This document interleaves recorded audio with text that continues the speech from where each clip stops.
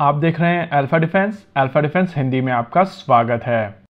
आज के इस वीडियो में हम लोग बात करने वाले हैं इसरो के बारे में। अपडेट यह है कि आज इसरो की तरफ से एक हाइपरसोनिक स्क्रैमजेट बेस्ड रॉकेट का टेस्ट किया जाएगा और ये खुद में एक काफी बड़ा डेवलपमेंट है। देखिए, स्क्रैमजेट टेक्नोलॉजी एक बहुत ही नीश टेक्नोलॉजी है और इस समय बहुत ही कम देशों के पास में ये टेक्नोलॉजी अवेलेबल है। भारत में ये टेक्नोलॉजी अवेलेबल है और इससे पहले साल 2016 में इसरो की तरफ से ये टेस्ट किया जा चुका है। वैसे आप में से बहुत सारे लोग बोलेंगे कि आज हम लोग इसरो के बारे में क्यों बात कर रहे हैं। नॉर्मली हम लोग डिफेंस के बारे में बात करते हैं और इसरो की तरफ से ये जो टेस्ट किया जाएगा वो भी सिविलियन एप्लीकेशन के लिए टेस्ट किया जाएगा। तो डिफेंस चैनल के ऊपर आज हम लोग इस टॉपिक के ऊपर क्यों बात कर रहे हैं। देखिए, स्क्रैमजेट इंजन को मास्टर करना एक डिफिकल्ट टास्क है, लेकिन आपको ये भी समझना पड़ेगा कि ये एक डुअल यूज टेक्नोलॉजी है, यानी कि सिविलियन एप्लीकेशन के साथ साथ इसको मिलिट्री एप्लीकेशंस में भी यूज किया जा सकेगा। और डीआरडीओ इस समय स्क्रैमजेट इंजन के ऊपर काम कर रहा है। जब कल एक्स के ऊपर हम लोगों ने ये चीज पोस्ट की थी तो बहुत सारे लोगों की तरफ से ये भी क्वेश्चन पूछा गया था कि डीआरडीओ और इसरो अलग अलग इस टेक्नोलॉजी के ऊपर काम क्यों कर रहे हैं। ये प्रैक्टिकली डुप्लीकेशन है और भारत जैसे देश में जहाँ पर फंड्स की कमी है वहाँ पर इस तरीके के प्रोजेक्ट्स को कंसोलिडेट किया जा सकता है। ये बात सच है कि scramjet engine dual use technology है, लेकिन डीआरडीओ और इसरो की एप्लीकेशन की रिक्वायरमेंट कम्प्लीटली डिफरेंट है। जहां इसरो की रिक्वायरमेंट है कि उनका रॉकेट कुछ इस तरीके का हो जो ज्यादा लंबी दूरी पर पेलोड डिप्लॉय करने में सक्षम हो, वहीं डीआरडीओ की रिक्वायरमेंट स्पीड है और उनको एक ऐसी मिसाइल सिस्टम चाहिए जो बहुत ज्यादा स्पीड पर एक डिसेंट रेंज पर मार करने की क्षमता रख सके। देखिए, इस पॉइंट ऑफ टाइम पर इसरो की तरफ से एटमॉस्फेरिक रिसर्च के लिए रोहिणी साउंडिंग रॉकेट्स का प्रयोग किया जाता है और रोहिणी फैमिली के साउंडिंग रॉकेट्स 100 किलोमीटर से लेकर 500 किलोमीटर तक की एल्टीट्यूड पर अपने पेलोड को डिप्लॉय करने में सक्षम होते हैं। आज जो टेस्ट किया जाएगा वहां पर RH-560 रॉकेट का प्रयोग किया जाएगा और ये लगभग 400 किलोमीटर की एल्टीट्यूड पर अपने पेलोड को डिप्लॉय करने में सक्षम है। ये रॉकेट लगभग 100 किलोग्राम तक का पेलोड कैरी कर सकते हैं और इस स्क्रैमजेट इंजन के साथ में इनकी मैक्सिमम स्पीड 6 माक तक जा सकती है।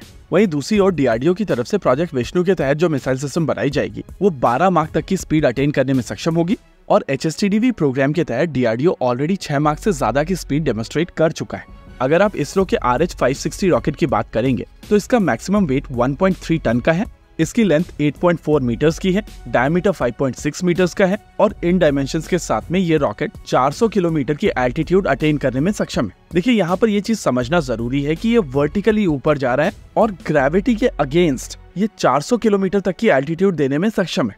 अब इन सभी नंबर्स को अगर हम लोग डिफेंस के पर्सपेक्टिव में देखते हैं तो चीजें काफी इंटरेस्टिंग हो जाती हैं। 1.3 टन वजन के साथ में ये रॉकेट निर्भय से 200 किलोग्राम हल्का है, लेकिन निर्भय से 2 मीटर लंबा भी। वहीं अगर पेलोड की बात की जाए तो निर्भय का पेलोड लगभग 3 गुना है, लेकिन हम लोगों को ये भी समझना पड़ेगा कि इसरो के साउंडिंग रॉकेट के पास में 6 गुना ज्यादा काइनेटिक एनर्जी होगी। यानी कि अगर इस साउंडिंग रॉकेट के बेसिस पर एक मिसाइल सिस्टम बनाई जाती है तो केवल काइनेटिक एनर्जी का प्रयोग करते हुए निर्भय के वॉरहेड की तुलना में ज्यादा डैमेज करने में सक्षम होगा। और यहाँ पर सबसे इंपॉर्टेंट चीज है रेंज। अगर ये साउंडिंग रॉकेट ग्रेविटी के अगेंस्ट वर्टिकली लॉन्च होने के बाद में लगभग 400 किलोमीटर की ऊंचाई पर जा सकता है, तो इमेजिन कीजिए कि अगर ये बैलिस्टिक ट्रेजेक्ट्री या क्रूज मिसाइल ट्रेजेक्ट्री फॉलो करता है तो इस साउंडिंग रॉकेट के बेसिस पर बनाई जाने वाली मिसाइल सिस्टम कितनी लंबी दूरी पर जाकर अपने टारगेट को मारने में सक्षम होगा। देखिए, ये बात सच है कि प्रोजेक्ट विष्णु से जो मिसाइल सिस्टम भारतीय सेनाओं को मिलेगी वो इससे दुगनी स्पीड पर अपने टारगेट पर जाकर लगने में सक्षम होगी और वहां पर एनिमी के पास में ना के बराबर टाइम हो। लेकिन 6 माक भी कोई कम स्पीड नहीं है। आज की तारीख में एयर डिफेंस सिस्टम ब्रह्मोस को 3 माक की स्पीड पर भी इंटरसेप्ट नहीं कर सकते हैं और उस हिसाब से इमेजिन कीजिए कि आपके पास में एक ऐसी मिसाइल सिस्टम है जो 6 माक की स्पीड से अपने टारगेट पर जाकर लग सकती है। तो प्रैक्टिकली कोई भी इस तरीके की क्षमता अपने बेड़े में शामिल करने की कोशिश करेगा, स्पेसिफिकली तब जब वो 400 किलोमीटर से ज्यादा की दूरी पर अपने टारगेट को मारने में सक्षम हो।